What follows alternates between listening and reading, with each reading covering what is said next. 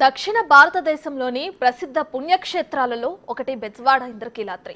ఇక్కడ కొలువుదీరిన తల్లి కనకదుర్గమ్మ అఖిలాంధ్ర కోటి బ్రహ్మాండాలను కాపాడుతూ బెజవాడలోని ఇంద్రకీలాద్రిపై కొలువైంది. కోరిందే తడువుగా భక్తుల కోరికను తీర్చే అమ్మగా ప్రసిద్ధి చెందింది. అలాంటి అమ్మవారి సన్నిధిలో శరన్నవరాత్రి ఉత్సవాలకు కౌంట్ డౌన్ ప్రారంభమైంది. బెజవాడ కనకదుర్గమ్మ సన్నిధిలో జరుగుతున్న ఏర్పాట్లపై బిగ్ టీవీ ప్రత్యేక కథనం.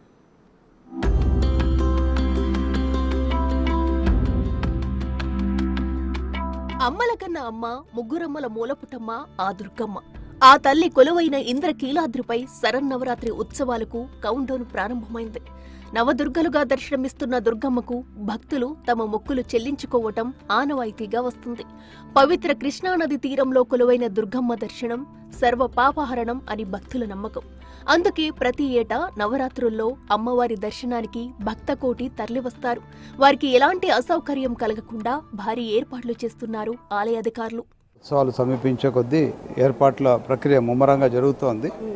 నిన్న పోస్టర్ రిలీజ్ కూడా చేశాము, అలాగే ఇన్విటేషన్స్ కూడా రిలీజ్ చేశాము. అందరికీ ఇన్విటేషన్స్ పంపడం జరుగుతుంది.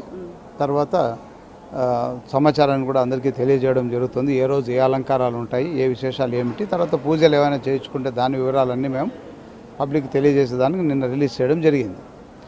అలాగే ముఖ్యంగా క్యూ లైన్స్, తర్వాత హోల్డింగ్ ఏరియాస్, ఆ క్యూ లైన్లో వచ్చినప్పుడు డ్రింకింగ్ వాటర్, తర్వాత టాయిలెట్స్కి సంబంధించినటువంటివి, ఇలాంటి ఏర్పాట్లు వివిధ సమన్వయ కమిటీలు ఏమైతే నిర్ణయాలు తీసుకున్నారో వాటన్నింటినీ ఇంప్లిమెంట్ చేస్తున్నాం.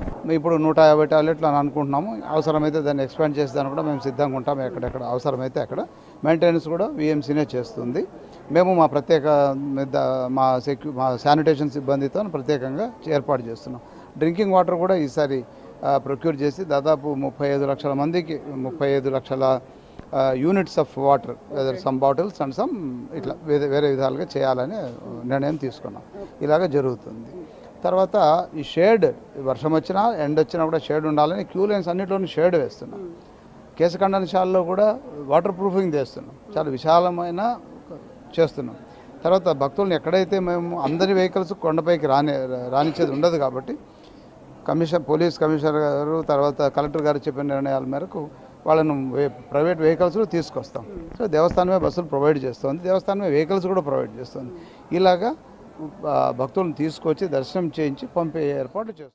ఇంద్రకీలాద్రిపై కొలువుదీరిన దుర్గమ్మకు దేవతలు పూజ చేసినట్లుగా పురాణాలు చెబుతున్నాయి. పూర్వం కీలుడు అనే యక్షుడు కృష్ణానది తీరంలో దుర్గాదేవి గురించి ఘోర తపస్సు చేశాడు. దీంతో అమ్మవారు సంతోషించి వరం కోరుకోమని కీలుడిని అడుగగా అమ్మవారిని తన హృదయంలో కొలువుండమని వరం ప్రసాదించమని కీలుడు కోరాడు. అది విన్న అమ్మ చిరునవ్వుతో సరేనని, నువ్వు ఎంతో పరమ పవిత్ర కృష్ణానది తీరంలో పరమాత్మ రూపుడై ఉండు అని, నేను కృతాయుగంలో అసుర సంహారం తర్వాత నీ కోరిక చెల్లిస్తానని అమ్మవారు చెప్పారు. ఆ తర్వాత ఇంద్రకీలాద్రిపై పరమేశ్వరుడిని కూడా కొలువు ఉంచాలనే ఉద్దేశంతో బ్రహ్మదేవుడు శివుని గురించి సాత్వస మేధయాగం చేశాడు. దీంతో సంతృష్టుడైన శివుడు ఇక్కడ మల్లేశ్వర స్వామి రూపంలో వెలిశాడు.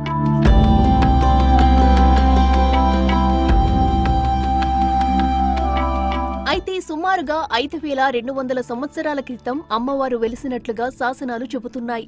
ఇంద్రకీలాద్రిపైన సుమారు 1500 సంవత్సరాల క్రితం అమ్మవారి ఆలయం ఉందని గుర్తించారు.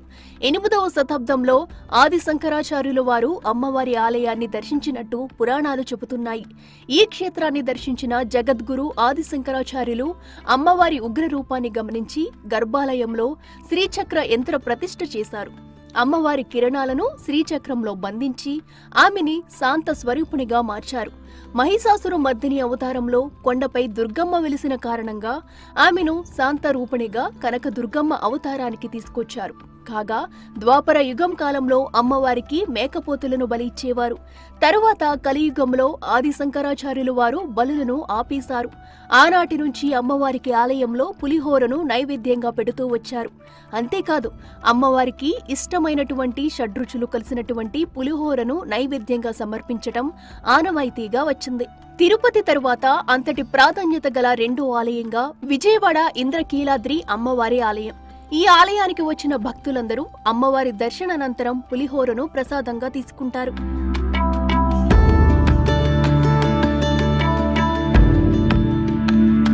ఒక్కో దేవాలయానికి ఒక్కొక్క ప్రసాదం ప్రసిద్ధి.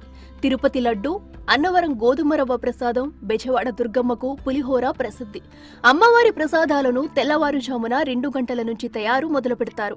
అమ్మవారికి ప్రత్యేకమైన వంటశాలలో అమ్మవారికి నివేదన పెట్టే పదార్థాలను తయారు చేస్తారు.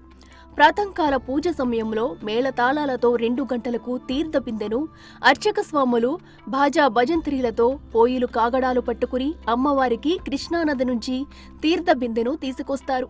ఉదయం 3:45 అమ్మవారికి దద్దోజనం నివేదన చేస్తారు. ఆ తరువాత ఉదయం 4 గంటలకు ఖడ్గమాల పూజ అవ్వగానే తిరిగి ఉదయం 5 గంటలకు పులిహోర, చక్కెర పొంగళి నివేదన చేస్తారు. మరలా ఉదయం 6 గంటలకు దద్దోజనం బలిహారణ చేస్తారు. అక్షతలు, అన్నం, నీళ్లు పోసి మంత్రోచ్చరణ చేస్తారు. ఉదయం 8:30 పులిహోర, అప్పాలు నివేదన చేస్తారు. ఉదయం 10:30 కట్టి పొంగలి తెస్తారు. ఇలా సాధారణ రోజుల్లోనే అమ్మవారికి విశేష పూజలు చేసే అర్చకులు ఇక నవరాత్రుల్లో ఇక్కడ సంప్రదాయాలు మరో ఎత్తులో ఉంటాయి. శ్రీ దుర్గామల్లేశ్వర స్వామి దేవస్థానం ఇంద్రకీలాద్రిపై క్రోధీనామ సంవత్సర దేవీ నవరాత్రులు అత్యంత వైభవపేతంగా నిర్వహిస్తున్నాం. దీనిలో భాగంగా అమ్మవారిని ఈసారి దసరా నవరాత్రులు 9 రోజులు కాకుండా 10 రోజులు ఈ దేవి నవరాత్రులు రావడం జరిగింది.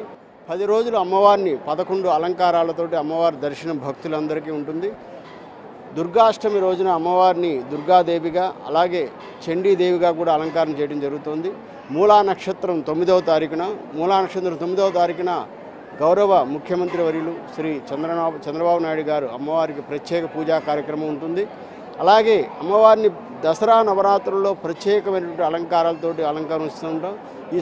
ఈ సంవత్సరం అమ్మవారిని బాలా త్రిపుర సుందరి దేవిగా మొదటి రోజున దర్శించుకుంటాం. ఈ దసరా శరన్నవరాత్రులు అమ్మవారికి అత్యంత కీలకమైన రోజులు 3 రోజులు. అవి సప్తమి, అష్టమి, నవమి. ఈ 3 రాత్రులు కూడా అమ్మవారికి ఎంతో విశిష్టంగా అమ్మవారికి చేస్తారు. మూలా నక్షత్రం రోజున అమ్మవారి జన్మదినోత్సవం కాబట్టి ఆ రోజున విశేషంగా అమ్మవారికి కార్యక్రమాలు కానీ, హోమాలు కానీ, ప్రత్యేక పూజలు కానీ జరుగుతాయి. ఈ రోజునే మన రాష్ట్ర ముఖ్యమంత్రి గారు కూడా ఆ రోజు ప్రత్యేకంగా అమ్మవారిని జన్మదినోత్సవం రోజున అమ్మవారికి సారి సమర్పించడం కూడా జరుగుతుంది మధ్యాహ్నం.